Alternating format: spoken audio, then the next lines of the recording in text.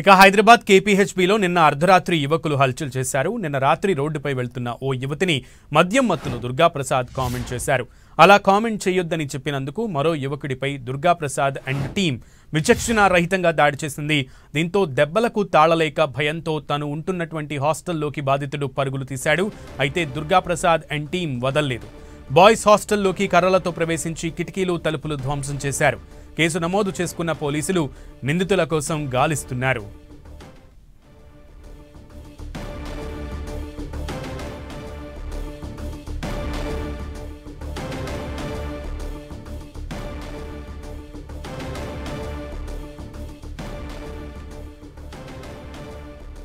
నిన్న రాత్రి కేపీహెచ్బీలో కొంతమంది యువకులు హల్చల్ చేశారు.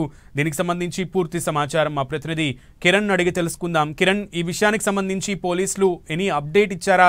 ముఖ్యంగా గాలింపు చర్యలు చేపడుతున్నట్లుగా తెలుస్తోంది. వాళ్ళ గురించి ఏమైనా ఆచూకీ తెలిసిందా? సునీల్, మద్యం మత్తులో ఆకతాయిలో యువతిని వేధింపులకు గురి చేస్తున్న క్రమంలో ఆ యువతిని కాపాడపోయిన యువకుడిపై విచక్షణ రహిత దాడి చేశారు ఒక గ్యాంగ్. దీనికి సంబంధించి ఆ యువకుడి మీద దాడి చేసిన ఘటనకు సంబంధించిన విజువల్స్ సీసీటీవీలో రికార్డ్ అయ్యాయి. ఈ ఘటనకు సంబంధించి కూడా కుకట్పల్లికి సంబంధించిన ఓ పార్టీకి సంబంధించిన వ్యక్తులుగా చెప్తున్నారు. దీనికి సంబంధించి మద్యం మత్తులో యువకులు వెళ్తున్న క్రమంలో అటువైపు వెళ్తున్న యువతిని వేధింపులకు గురి చేశారు.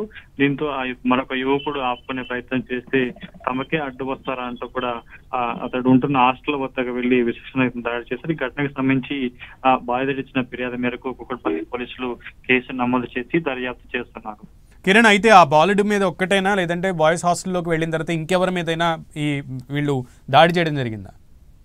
ప్రస్తుతానికైతే మనకు అందుతున్న సమాచారం ప్రకారం, పోలీసు చెప్పిన వివరాల ప్రకారం చూసుకుంటే ఎక్కడైతే ఆకతాయిలు వేధింపులకు పాల్పడుతున్న క్రమంలో అడ్డుకున్న వెంకటేశ్వర అనే యువకుడిని అతడు ఉంటున్న హాస్టల్లోకి వెళ్లి అతని ఒక్కడి మీదే దాడి చేసినట్టు తెలుస్తుంది. ఇక అతన్ని అడ్డుకునే ప్రయత్నం చేసిన వార్డెన్ మీద కూడా దాడి చేసినట్లుగా తెలుస్తుంది. ప్రస్తుతానికైతే యువకుడు ఇచ్చిన ఫిర్యాదు మేరకు పోలీసులు కేసు నమోదు చేసి దర్యాప్తు చేస్తున్నారు.